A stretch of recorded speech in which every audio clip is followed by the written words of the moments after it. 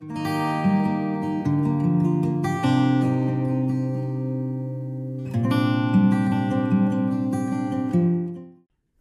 à tous et bienvenue dans cette nouvelle vidéo. Qui dit 1er octobre dit vidéo pile à lire d'octobre. Pour l'occasion, j'ai un peu fait ma flemmarde, je vous mettrai des inserts des livres, j'ai eu vraiment pas du tout le courage d'aller les chercher pour vous les montrer en vidéo, donc il y aura uniquement des petits inserts par-ci par-là pour vous montrer les livres que j'ai choisi de lire pour le mois d'octobre. Encore une fois, on est sur un mois qui me fait plutôt très envie, j'ai assez hâte de découvrir ces livres, mais comme je me suis un peu porté la poisse avec septembre à vous dire exactement la même chose pour au final ne pas tout lire, voilà, je vais pas m'emballer trop. Le premier roman que je souhaite lire, il s'agit Non, attendez, avant je voulais aussi vous dire que j'avais sélectionné pas mal de livres qui étaient plutôt un peu sombres, un peu ambiance Halloween. Voilà, octobre, j'estime que la romance, des romances, il y en a 3, dont une qui est un peu dark. Voilà, sinon des romances un peu tranquillou bilou comme je l'ai d'habitude, il n'y en a que 2. Et au programme, j'ai quand même mis pas mal de thrillers, fantastiques, fantasy, bref, un joli programme. Et on commence du coup, cette fois-ci c'est la bonne, avec Vampiria America, le premier tome, Le Tombeau des Immortels de Victor Dixon. Ça fait très longtemps que j'avais envie de lire cette suite, qui du coup est un peu une deuxième trilogie, mais qui est quand même une suite de la saga Vampiria originelle. De ce que j'ai compris en plus, le dernier tome, c'est un peu celui qui conclut la totalité de la saga. Bref, à lire dans l'ordre quoi. J'ai très hâte de découvrir ce roman. Ça fait longtemps que je n'ai pas lu de Victor Dixon parce que je pense que le dernier du coup c'était Vampiria America, le 3e, que j'avais beaucoup aimé. Saga vraiment très cool avec des vampires. Franchement je trouve que c'est l'idéal à lire en cette saison. J'attendais un peu le bon moment pour le lire et j'estime que c'est maintenant, donc j'ai assez hâte. Après ça, vous serez pas trop surpris, mais je vais lire Rebel Witch de Kristen Ciccarelli, publié chez PKJ, la suite de Witch Hunter, que j'ai adoré. C'est Witch Hunter? Non. Heartless Hunter. Pas du tout Witch Hunter. Par contre, je dois avoir un livre qui s'appelle Witch Hunter parce que le titre me parle, mais incapable de savoir ce que c'est. Bref, j'ai eu un tel coup de cœur pour le tome 1 qu'évidemment le tome 2 ne va pas attendre très longtemps dans ma pile à lire. Honnêtement, j'ai déjà dû prendre énormément sur moi pour ne pas le commencer déjà, mais voilà, j'attends, il sera parfait, sans doute d'ailleurs ma première lecture pour le mois d'octobre parce que j'ai trop hâte de savoir la suite. En plus ça me permettra de clôturer une saga et ça c'est toujours plutôt cool. Pour celui-ci, alors le Victor Dixon je l'ai en version reliée, là je l'aurai en e-book ou alors à la bibliothèque, mais j'ai acheté le e-book donc je pense que je vais le lire en e-book du coup. Voilà. Après ça, je compte lire La dernière reine du bal de Tiffany Jackson. J'ai pas la maison d'édition sous le nez, donc je ne sais pas trop, mais ce sera sans doute mis sur la couverture et vous le saurez sans doute bien avant moi. A priori, on est sur une espèce de réécriture de Carrie, donc je demande à voir. Le résumé m'avait pas mal intriguée, je savais pas trop quoi en penser, et maintenant que je sais que c'est un peu en lien avec l'univers de Carrie et donc de Stephen King, je ne sais pas du tout quoi en penser. Carrie, c'est un des premiers, je pense, que j'ai vu de Stephen King en adaptation cinématographique. Je crois pas que je l'ai lu, enfin je l'ai mais je sais pas si je l'ai lu, je me rappelle pas du tout. Parce qu'en fait j'ai vu tellement d'adaptations cinématographiques des romans de Stephen King que je suis incapable de me rappeler lesquels j'ai lus ou pas. Voilà, je sais ceux que je n'ai pas vus et que j'ai lus, je m'en rappelle, mais ceux que j'ai vus, j'ai toujours un doute sur le fait de les avoir lus également. Voilà. Et celui-là je sais qu'il est dans ma bibliothèque, c'est certain.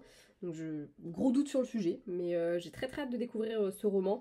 Le côté un peu horrifique de Stephen King me plaît beaucoup, donc j'espère que ça va être bien retranscrit. On verra bien ce que ça donne, mais je vous en reparle très vite. A priori, c'est de ce que j'ai lu en tout cas dans les reviews, c'est un peu un Carrie à la sauce gros raciste. Voilà, je sais pas ce que je sais pas comment ça va se passer. J'ai un peu peur, mais j'ai très hâte en même temps. Après ça, je vais lire Last Chance to Start Again de Maya Duguerre. C'est de l'auto-édition puisque l'autrice a récupéré les droits de son roman à la fermeture de sa maison d'édition et je pense que c'est le meilleur pour elle. Voilà, j'ai très hâte de me lancer dans ce roman qui est pour le coup une dystopie. Voilà, on est dans un univers post-apocalyptique, on est vraiment sur une dystopie militaire de ce que j'en sais. Il y a de la romance quand même dedans. J'ai très hâte d'en savoir plus, notamment parce que Maya, je l'ai rencontrée à Rose Romance et j'ai eu un vrai coup de cœur pour cette nana. Je la trouve vraiment hyper intéressante. Honnêtement, je pense que c'est très rare que je dise de quelqu'un, je l'ai trouvé hyper intéressant, mais c'est le cas. C'est quelqu'un qui, peu importe de quoi elle va te parler, quand elle connaît son sujet, elle le maîtrise et elle le fait super bien. Et franchement, j'ai adoré échanger avec elle, c'était un vrai plaisir. Et puis, elle m'a pris un de mes livres, je lui ai pris un des siens et j'ai très hâte de du coup découvrir cette saga, d'autant plus que je sais pas où en est la sortie de son tome 2, mais je crois que c'est pour bientôt, donc j'ai très hâte d'en savoir plus et de vous en parler. Surtout des dystopies, j'en lis pas des masses. La dernière que j'ai lue, c'était celle de Noémie Bourgois. l'épreuve extramuros, tout ça, là, qui était très très cool et que je vous conseille aussi d'ailleurs. Mais là, on est vraiment dans un autre style et j'ai très hâte de découvrir sa plume. Un petit peu de romance après pour soulager mon petit cœur qui aura un peu souffert avec Les histoires d'amour finissent mal en général de Tamara Baliana. C'est le 3e volume de la 2e saga du Domaine des Manons, enfin le Domaine des Manons seconde génération. En effet, elle a fait une saga avec le Domaine des Manons qui est un domaine viticole et du coup il y a la première génération que je n'ai pas encore lue et vous savez je suis toquée, ça me gêne énormément de continuer à lire le reste de la saga sans avoir lu les tomes précédents, mais en même temps c'est 2 sagas distinctes donc ça passe à peu près, mais du coup je me spoil certains trucs. Bref, voilà, c'est un peu pénible, surtout que j'ai acheté quand même les 2 premiers tomes de la saga première.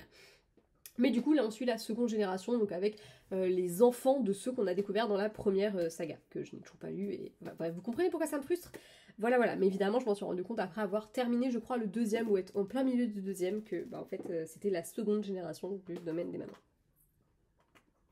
Bref.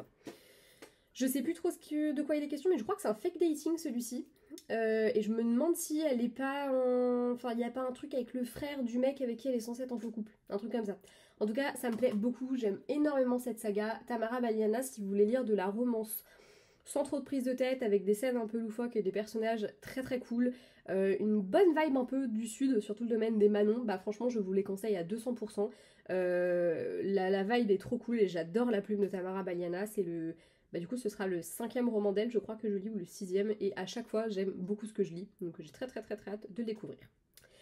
Après ça je vais lire 10 ans noces de sang, enfin après ça je dis ça comme si c'était la liste établie et l'ordre dans lequel je vais les lire. Des fois je me dis je devrais peut-être faire ça, ça me m'aiderait à tenir vraiment, ce serait carré quoi. Bref. 10 ans noces de sang de Alice Finet aux éditions Hauteville. Alice Finet, je n'en finis pas de la découvrir au moment où je filme cette vidéo, je suis en train de lire Good Bad Girl ou Bad Good Girl, je ne sais pas comment, je n'arrive jamais à me rappeler du nom de ce roman. Voilà, qui est le dernier qui est sorti chez Hauteville en poche. Et j'aime beaucoup, j'ai adoré celui que j'ai lu, dont là comme ça tout de suite je ne me rappelle pas du tout le nom, je crois que c'est Elle et moi, ou Elle et lui, ou Lui et elle, ou Elle et moi, aucune idée, je me rappelle pas, mais en tout cas c'était génial. J'ai vraiment adoré. Là, celui que je suis en train de lire, mais je kiffe de ouf sa plume, genre vraiment. Avant de le commencer, j'étais pas sûre de laisser celui-ci parce que je me suis dit, ça fait quand même deux mois de suite, est-ce que vraiment... Et là, en fait, plus j'avance dans ma lecture et plus je me dis, bah non, mais y a pas de souci, j'aime vraiment beaucoup sa plume et sa manière d'écrire les choses. J'espère que je serai pas déçue de celui que je suis en train de lire, mais on se retrouve bientôt dans le prochain update de lecture, où bah, d'ailleurs il est peut-être déjà sorti au moment où on sort cette vidéo. Mais je suis pas sûre, parce qu'elle va sortir le mercredi, donc non, elle sortira la semaine d'après, du coup, je pense. Ouais. mais j'ai très hâte de découvrir, et 10 ans noces de sang, il me tente bien, parce qu'on est vraiment sur l'histoire d'un couple, etc. Et je pense que ça va être très pernicieux, et j'ai très hâte de lire ça. Après ça, je retourne avec les vampires, puisque j'aimerais bien lire le premier tome des Princes Vampires de Lucille Chaponnet, donc qui sera dans... Moi j'ai la grosse intégrale, très belle, magnifique, sublime, extraordinaire. J'avais participé à la campagne Ulule, je fais pas beaucoup de campagne Ulule, mais là je voulais absolument ce volume, et j'avais très envie de soutenir le projet de Lucille, de cette intégrale qui est juste magnifique.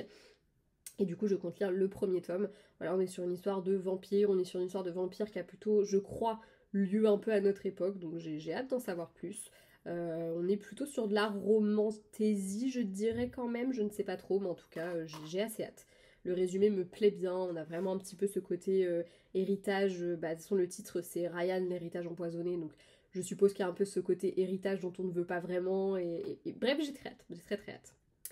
Ensuite, je compte lire Love, Jason Thorne de Ella Maze, c'est écrit vraiment petit. Donc là on est sur de la romance tranquillou bilou a priori. J'avais flashé dessus complètement par hasard en le mettant en rayon à l'époque où je bossais à Cultura, et à force de passer devant j'avais fini par me dire bah allez vas-y je le prends. D'ailleurs je crois que j'avais demandé le service presse de l'autre roman de l'autrice et je suis partie avant de l'avoir. Trop deg, mais c'est pas grave, mes collègues ont pu en profiter, c'est le principal. En tout cas je suis assez intriguée, je ne sais plus exactement de quoi il est question, mais il me semble que le mec est acteur, donc j'ai hâte parce que j'aime beaucoup ce genre de trope, donc voilà. Puis accessoirement il y a deux romances doudou, donc je compte bien les savourer parce que le mois est quand même assez sanglant, vous l'aurez remarqué. 2 derniers livres ajoutés à cette pile à lire, et ben on va enchaîner avec la 3e romance, mais qui est cette fois-ci plutôt un peu dark, puisque je compte enfin lire Fleurs aux pétales d'or de Flora Peony.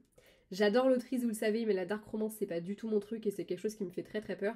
Elle le qualifie plutôt de grey romance, donc je vais essayer de me focus là-dessus et surtout me focus sur le fait que j'adore la plume de Flora Peoni. Je lui fais une confiance aveugle, mais je sais, parce qu'elle me l'a dit, elle m'a donné 2 chapitres qui... Bah d'ailleurs, il y en a un, je crois que c'est le 2 ou 3e, enfin en tout cas c'est vraiment au tout début, où elle m'a bien dit, voilà, il y a telle scène à tel moment, si t'es pas capable, tu la lis pas, c'est pas grave, ça changera rien à l'histoire.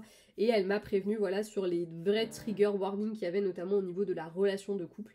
Donc j'ai quand même vachement hâte de le découvrir, parce que j'en ai entendu tellement de bien que j'ai envie de savoir, et très envie d'en savoir plus. On verra bien ce que ça donne, mais j'ai hâte. Voilà. Et enfin le dernier, c'en est un que j'avais déjà mis dans à minima une de mes piles à lire, mais j'ai un doute, je crois que je l'avais aussi mis dans une autre. Il s'agit du Prince de l'autre monde de Orlan Grey, publié chez Romantasy. J'ai très envie d'enfin attaquer l'univers d'Orlan Grey et je me dis que c'est le bon moment. Donc je vais attaquer avec celui-ci. De mémoire, le Greyverse, c'est mieux de le lire dans l'ordre de sortie, donc c'est ce que je vais faire. J'ai assez hâte de le découvrir, même si le résumé me botte pas des masses, le Greyverse suffit à me hyper de ouf. Puisque pour la petite histoire, l'autrice a écrit plusieurs romans qui sont parfois publiés dans différentes maisons d'édition, mais qui sont dans un univers en fait où tout est un peu lié, même si c'est pas flagrant et qu'on peut les lire complètement indépendamment les uns des autres et dans l'ordre qu'on veut. Il y a un espèce de fil rouge, c'est un univers entre guillemets qui est lié les uns aux autres. C'est un peu comme si, imaginons on fait un roman qui se passe sur notre planète. Voilà, il va y avoir une histoire qui va se passer en France, il y en a une qui se passe en Russie, il y en a une qui se passe en Afrique. Ce qu'on vit un peu tous au quotidien, voilà, c'est dans le même univers, mais voilà, c'est des histoires différentes avec quand même un minimum de choses différentes, de cultures différentes. J'ai très très hâte de découvrir ça parce que l'autrice, je la suis sur les réseaux et j'aime vraiment beaucoup ce qu'elle fait. Je suis très très intriguée par ce roman. Encore une fois, de tous ceux qui sont sortis d'elle et de ceux qu'elle a annoncés, c'est pas du tout celui qui me fait le plus envie, mais je veux les lire dans l'ordre de sortie parce que je sais que c'est comme ça que l'autrice préconise de les lire. Donc voilà, j'ai très hâte de vous parler de ces romans. J'espère me tenir à cette pile à lire parce qu'en vrai, encore une fois, elle me plaît de ouf quoi. Mais bon, le mois dernier, j'ai dit pareil et là, on est, au moment où je fais cette vidéo, on est le 25 et honnêtement, j'ai lu pour l'instant 5 livres, dont un du coup qui était pas vraiment dans ma pile à lire et que j'ai rajouté au dernier moment. Le Laura Gardenia, donc pareil que j'ai rajouté mais qui était pas dans la pile de base. Ça veut dire que j'en ai lu que 3 qui sont dans ma palle. J'en ai abandonné 2, mais ça je vous en parle aussi dans la vidéo de la semaine prochaine. C'est catastrophique, catastrophique. Et en même temps, je lis pas de ouf, hein. Je lis pas de ouf. Mais j'ai un peu repris l'écriture et ça, je vous en parlerai aussi dans une vidéo, je sais pas quand, parce que ça fait plusieurs fois que je filme et que finalement, je m'arrête en plein milieu, je me dis, bon, c'est pas très intéressant ce que je dis, donc je le poste pas.